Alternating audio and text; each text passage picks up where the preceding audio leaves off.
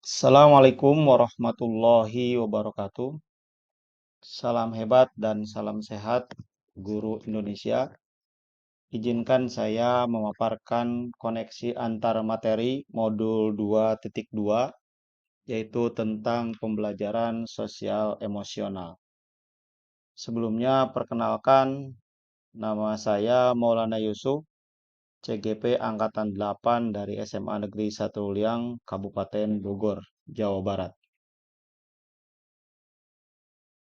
Nah, pembelajaran sosial emosional atau dikenal juga dengan nama social emotional learning adalah sebuah metode yang dapat membantu siswa dalam mengembangkan kesadaran diri, pengendalian diri, dan keterampilan interpersonalnya.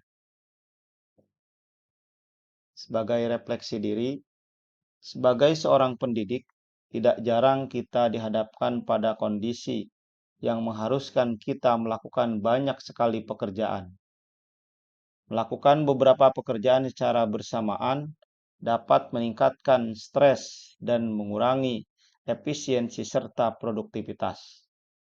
Mengerjakan beberapa tugas bersamaan membuat pikiran kita beralih dari satu fokus ke fokus lainnya. Tubuh menjadi lelah dan hasil pekerjaan kita cenderung tidak optimal. Sebagaimana kita ketahui, ada 5 kompetensi sosial emosional. Yang pertama adalah kesadaran diri, yang kedua manajemen diri, yang ketiga kesadaran sosial, yang keempat keterampilan berelasi, dan yang kelima pengambilan keputusan yang bertanggung jawab. Sebagai pertanyaan pemantik, yang pertama, apa kesimpulan tentang perubahan pengetahuan, keterampilan, sikap sebagai pemimpin pembelajaran setelah mempelajari pembelajaran sosial dan emosional?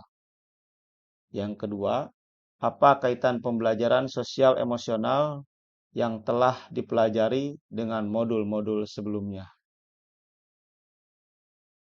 Nah, yang pertama adalah kesimpulan tentang perubahan pengetahuan, keterampilan, dan sikap sebagai pemimpin pembelajaran setelah mempelajari pembelajaran sosial dan emosional.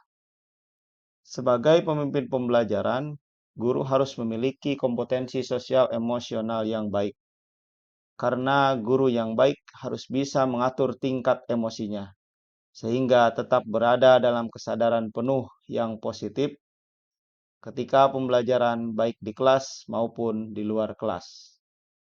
Guru juga harus memiliki kesadaran diri, manajemen diri, kesadaran sosial, kemampuan berelasi, dan kemampuan mengambil keputusan yang bertanggung jawab agar guru mampu memberikan pelayanan optimal kepada siswanya, mampu menciptakan suasana pembelajaran yang menyenangkan, aman, nyaman, bermakna, dan menarik bagi siswa. Yang kedua, kaitan pembelajaran sosial dan emosional yang telah dipelajari dengan modul-modul sebelumnya. Yang pertama, kaitan PSE dengan filosofi KHD. Penerapan pembelajaran sosial emosional di sekolah, guru dapat menciptakan well-being dalam ekosistem sekolah, sehingga dapat terciptanya kondisi nyaman, sehat, dan bahagia bagi murid. Hal ini sesuai dengan filosofi Ki Hajar Dewantara, yaitu menuntun kodrat anak mencapai kebahagiaan dan keselamatan yang setinggi-tingginya, sehingga murid menemukan kemerdekaan dalam proses belajarnya. Yang kedua, keterkaitan pembelajaran sosial emosional dengan nilai dan peran guru penggerak. Penerapan pembelajaran sosial emosional ini juga menunjukkan adanya bentuk implementasi dari nilai dan peran guru penggerak di sekolah, yaitu sebagai pemimpin pembelajaran dan penggerak komunitas di sekolah.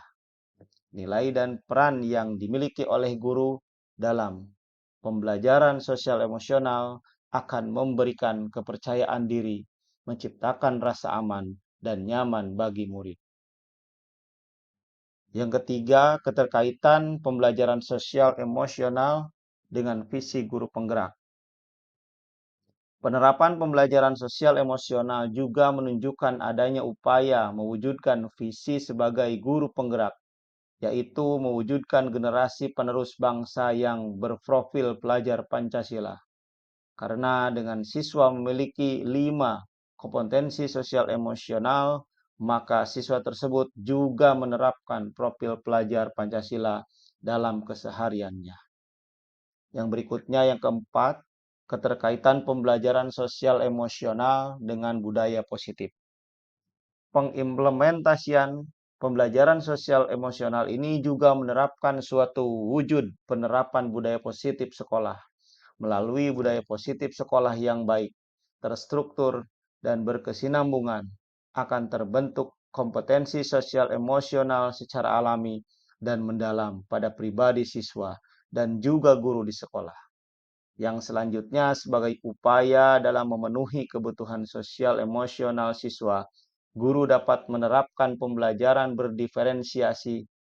Harapannya, dengan menemukan kebutuhan belajar siswa yang beragam, akan membentuk pribadi siswa yang memiliki kompetensi sosial emosional yang terkontrol dengan baik. Yang berikutnya, keterkaitan pembelajaran sosial emosional dengan pembelajaran berdiferensiasi.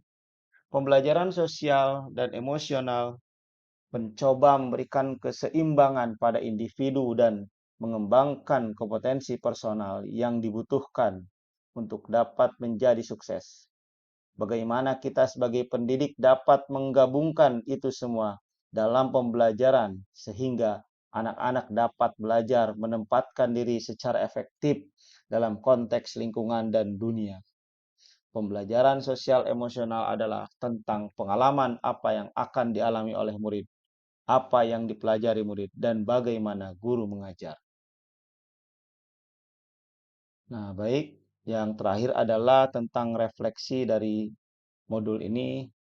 Nah, sebelum mempelajari modul ini, saya berpikir bahwa pembelajaran yang saya laksanakan selama ini sudah baik dan memperhatikan kondisi sosial emosional anak serta perkembangan fisik maupun psikis anak, sehingga saya merasa berada pada zona nyaman, tidak melakukan upgrade ilmu ataupun belajar hal-hal baru.